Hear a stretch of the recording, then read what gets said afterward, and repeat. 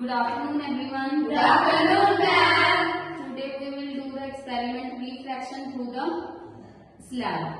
In this you need a glass slab, drawing board, one paper sheet A4 size.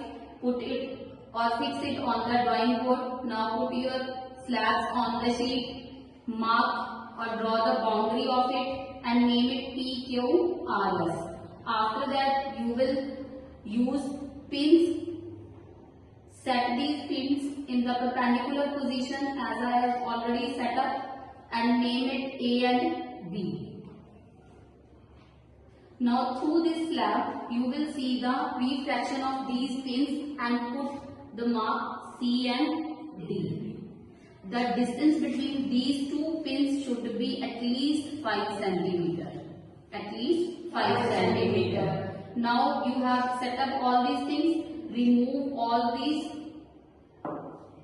remove the pins, mark it, circle A, B.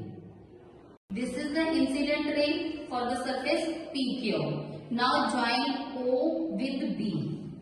It is reflected ray for the surface PQ. Now this OB is the incident ray for the surface RS.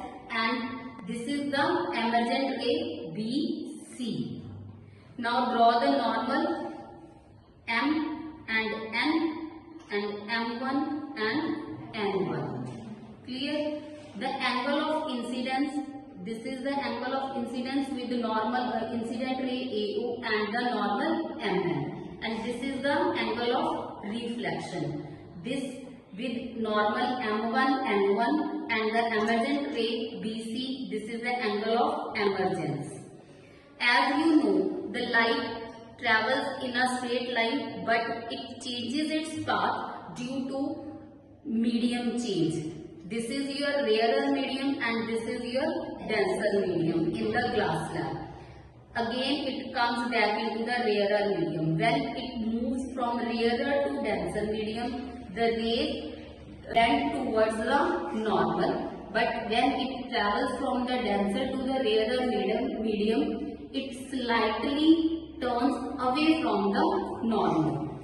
Now when you draw this incident ray, you will see there will be a little bit displacement between the emergent ray and the normal ray, and this distance is known as lateral displacement, which we denote with X. When you measure all the angles of angle of incidence, angle of reflection and angle of emergence with the help of your protractor, you will see all these angles will be equal to each other. Now do yourself.